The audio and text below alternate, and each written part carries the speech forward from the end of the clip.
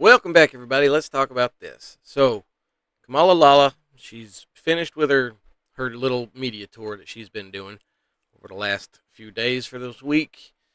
Um, the View, Howard Stern, 60 Minutes, the Late Show.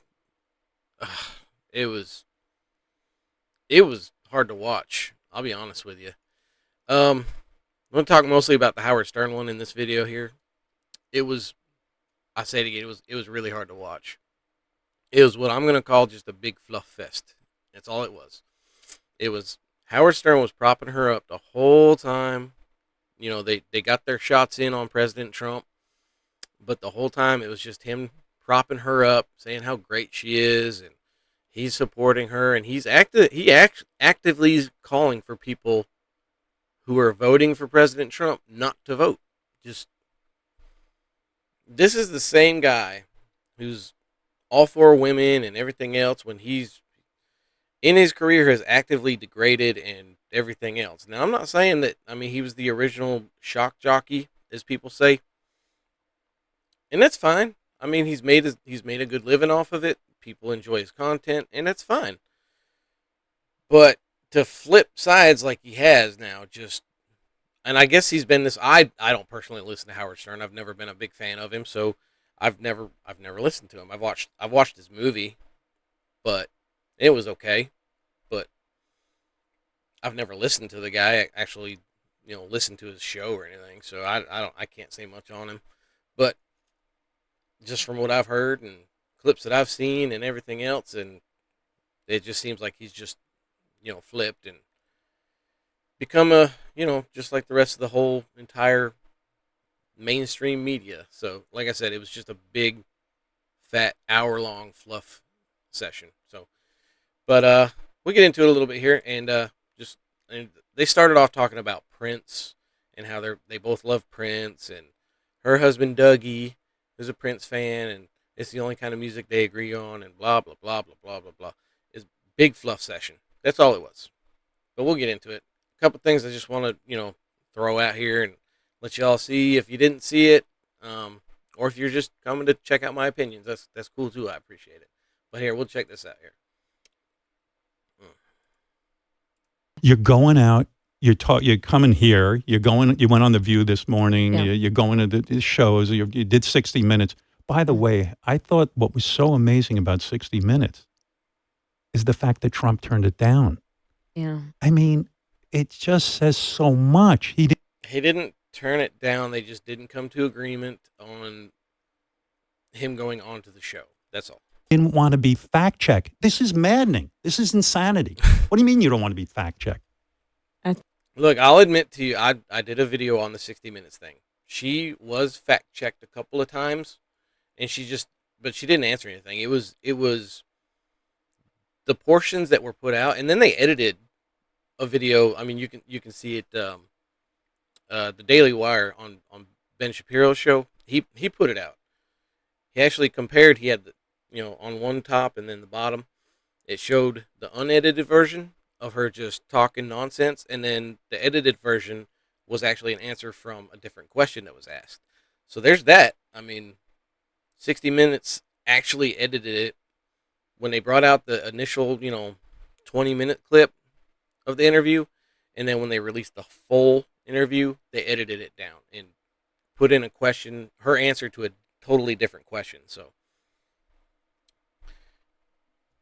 but I'm just going to say, look, President Trump has gone on several different shows where he was fact checked and treated horribly, and not a big fluff session like she's gotten. He has gone on, like, with Sean Hannity. Sean Hannity favors him, and I understand that. But Sean Hannity still asked tough questions that were answers. And there was answers that were given by President Trump. Even with Sean Hannity, he still asked him tough questions. It wasn't a big fluff session like she's getting from The View and Howard Stern and Colbert. It's just not the same thing. This The only one that I'd say was a little difficult for her was the 60 Minutes, because Bill Whitaker actually did ask some tough questions, tried to follow up on a couple of them, and then she just didn't answer them anyway. It was just nonsense that she rambled on about. So it's completely different. He's gone in, President Trump, meaning he's gone in, he's done these tough sessions with other people, and to say that he's just avoiding 60 minutes because he doesn't want to be fact checked is BS, because he's already been fact checked 100 times by other people. So I think that, Howard, people ask me, like, what do you think is going and another point, real quick too, Howard Stern. Like I said, this was very very difficult to watch because it's just complete nonsense and a waste of time. But Howard Stern did not fact check her one single time on anything that she said. Nothing. So there's that. on and what is the tension here? What's at stake? And there are many things, and I can be much more articulate than what I'm going to say. But ultimately, No, I you do can't. believe that this is an election that is about strength versus weakness. Yeah. And That's true. I'll give her that. She is weak. President Trump is the strength. We've got 4 years of President Trump, really 3 because of COVID, and you've got almost 4 years now of Kamala. Compare the two. President Trump, no new wars. Nobody think about. I mean, just that fact alone. When Obama was in the presidency, Russia went into Ukraine. President Trump goes in, nothing happens. Peace in the Middle East. Putin didn't try nothing new. President Trump gets out of office, and Harris and Biden go in. Putin goes into Ukraine again, and total chaos in the Middle East. That alone says a lot about strength and weakness.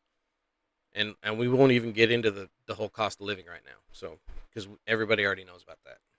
weakness as projected by someone who puts himself in front of the American people and does not have the strength to stand Lie. in defense of their needs, their dreams, their desires, the work that must happen to make sure that we are a secure nation, that we are nurturing and protecting our alliances around the world, that we are supporting America's military, that we are fighting to bring the cost of living down for working families, that we are building businesses, building growth. Did you ever think in your lifetime you would see a Republican not supporting NATO? Lie. Look, he doesn't fact check anything that she just said. The whole little spiel that she just had right there, everything was a lie. Calling him weak. He's not strength. He doesn't care about the people. He doesn't care about the economy and the prices. Well, he's running on that. The fact he's running on the fact that the border needs to be closed. We need to be energy independent so the prices of everything does come down. You have energy independence, everything else, the cost of everything else comes down. Everything. You have your own oil, you have your own gasoline. Gasoline comes down in price. Everything else, because of that, truckers are able to ship things and get things to other places cheaper because the gas is cheap. That in turn brings down the cost of everything because everything is shipped. It's common sense. And then he goes in about NATO. President Trump, he's not against NATO. He just wants the people in NATO to pay their fair share, because up until he was president, nobody paid their fair share. America was footing the bill for everybody. That's his stance on NATO, and I completely agree with it. Why should we have to pay for them? If they want our support and our help, they need to be paying their fair share, which they were not. And when President Trump was in office, the NATO nations were actually paying their fair share of what they were supposed to be. Because he came in and he straight up said, "You're not going to get any help from us until you are up to date on your back, bill in NATO." And they did. But anyway, they go into about the border, and they bring up the border bill again, which I've covered extensively. I've put up the graphs. I've talked about it. $60.1 billion to Ukraine, and I think it was 20.2 billion to the border. But they keep bringing this up. It shouldn't even be called the border security bill. It should be called the Ukraine bill, because the majority of the money was going to Ukraine. That's why it was shot down, not because President Trump, who wasn't even in power, made phone calls and had it thrown out. That's not the case. It's just ridiculous, and they keep talking about it. And anybody can tell you that like I said, it's not a border security bill. It's a Ukraine bill. Issue is immigration. Okay, fair enough. There's an Mhm. immigration problem. And you made the point. You said, it's great that you're for immigration, but we had this fantastic bill that would have secured the border. Correct. Republicans and Democrats did it together, Yeah. but you picked up the phone and called the Republicans and say, reject your own bill. Now, when you say something like that, you'd think it would be the end of the discussion. The Mhm. guy put his campaign ahead of, we could have solved this big problem. We would have had the resources, the money, everything. Yeah. And yet somehow during the debate, it somehow just goes away. To me, it should be like, we don't move on until we answer that. How about the fact we don't move on until we figure out, the whole thing behind President Trump's assassination attempt? How about that? How about the fact that he was almost assassinated twice? Really, I say 3 times, but twice, How about we not move on from that? It was a story for a couple of days, and then the entire news media just went off of it because it was a losing issue for them. How about we talk about that? If it was on the other foot and it was a Democrat, it'd still be a talking point today, just like January 6th, because they can use that. But it's not talked about. The whole border crap just infuriates me because they keep bringing it up, and everybody should be talking about how much money was actually going to Ukraine instead of actually going to the border, and that's why it makes me mad. But anyway, let's take a look at this next one. This is them talking about the fact that the whole abortion thing. She actually says in this, she's trying to make a point where it's not actually it's not about abortion. It's about your bodily rights. Take a look at this. I have a point about this that I'm gonna make, but I want to. Yeah. Here's the thing that is, again, really important that people understand about who Donald Trump is.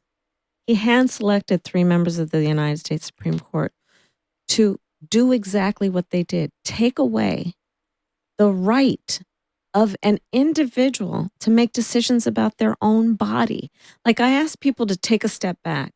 Let's just think about it this way. Whatever your gender, Right. and it's not about abortion. You have basically now a system that says you as an individual do not have the right to make a decision about your own body. The government has the right to make that decision for you. Okay. The government. You should have the right to make decisions about your own body. The government has no say in it. They shouldn't have any say in it. What about the COVID shot? This is the point I wanted to bring up. What about the vaccine mandate that the Democrats were pushing? Get vaccinated. Get vaccinated. They were trying to make it a mandate. What happened to my body, my choice? If it's okay for a woman to kill her unborn baby, then why is it not okay for me to not be vaccinated? It's the same thing, right? It's my body, it's my choice. I'm just making the point. It should be equal as far as that goes, I think. I mean, if like I said, if they have a right to do that, then I should have the right to say no, I don't want that vaccine. And yes, I never got it. I'll tell you, I was pressured into getting one, but I told them no, I'm not doing it. And thank God it never actually came about to where I was told, look, you're gonna have to get this or else. It never came to that, but I was pressured into getting it, and I told them no, I'm not doing it. So there's that. Anyway, there was this. Moving on, there was a question that Howard Stern asked her that is just, it's beyond ridiculous. Look, it's the same thing. I don't know if he was going for what all the celebrities are saying, that if Trump is reelected, that they're just going to leave the country because they don't feel safe. Well, here's what I think about that. If you want to leave, leave. All these celebrities were threatening it the last time he was running, and they never left. They stayed here because they know how good they have it here. They're not going to go anywhere else. So, that's fine. If you want to leave, that's fine. You have that right to leave. You're not going to have the same rights you have in America anywhere else. But if you want to go just because you're unhappy with the president who's in office at the moment, that's on you. I don't care, but it's ridiculous. Anyway. If he wins, God forbid, would you feel safe in this country? Would you stay in this country? Howard, I'm doing everything I can to make sure he does not win. What type of question is that? Yeah. Well, we've heard for exactly a very long time what kind of from question the is that? couch Yeah, I clipped that from Fox News because I was actually looking for it, but I had already gotten the other clips together, and I was like, I can't find it, so I just clipped it from Fox and Friends. But anyway, we'll move on to the next here. It's a ridiculous question. I agree, and they shouldn't have. Why ask that question? I don't understand it. And here's just a little clip. I just wanted to show you. This is just an example of why I call it a fluff fest. And there was no serious questions. Obviously, from the last question, do you feel safe? And are you going to leave the country? And blah blah blah blah blah. I think you'd be a great president. I think you're compassionate. I think you've had all the life experience. I love your experience as a prosecutor, and I want to thank you for all the years of public service. I appreciate anyone who really serves the public and serves them in a way. And I know even as a prosecutor, you got people out of jail who were falsely accused. Oh, yeah. That's a lie, Howard Stern. Look, this woman kept people in jail for cheap labor. Kept them in jail past their sentences for cheap labor. And was actually wanted to keep a guy on death row until she was actually forced from the state to release him because he was innocent. She kept him on death row until she was forced to release him.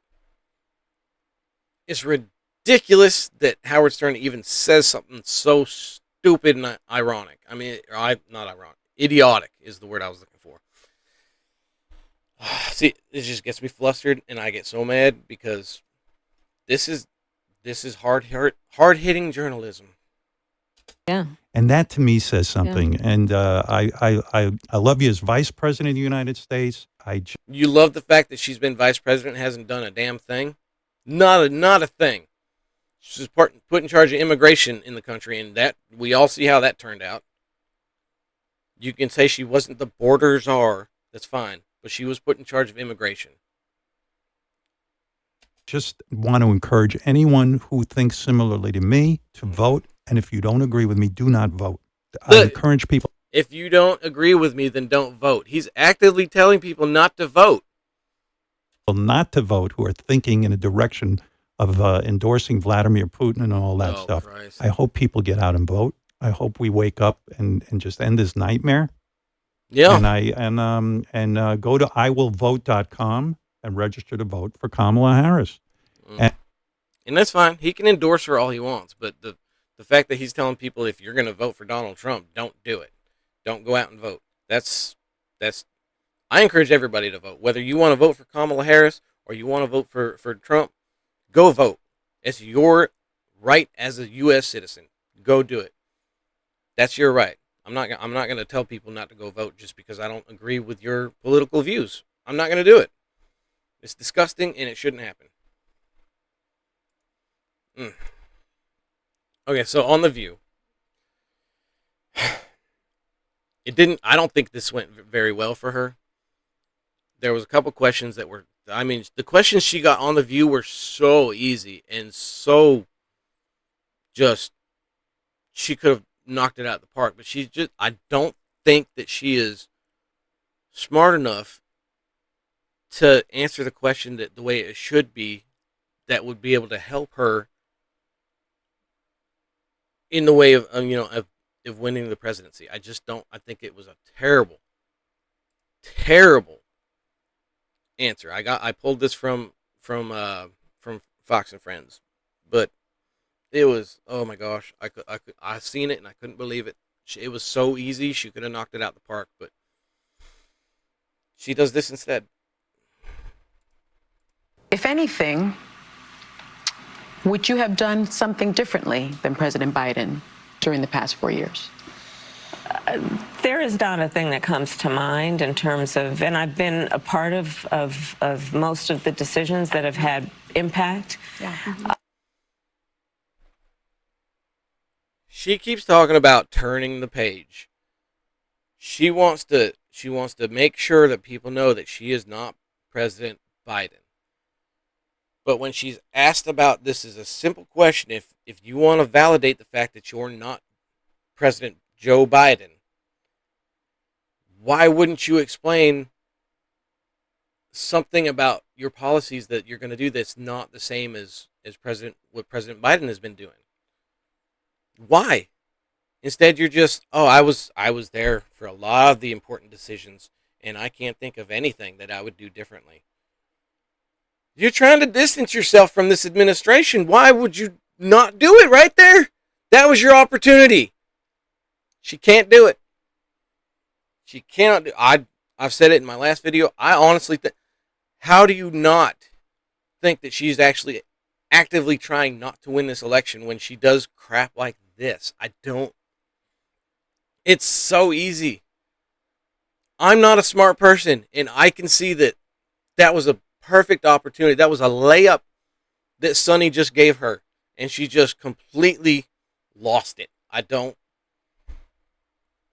get it, but hey,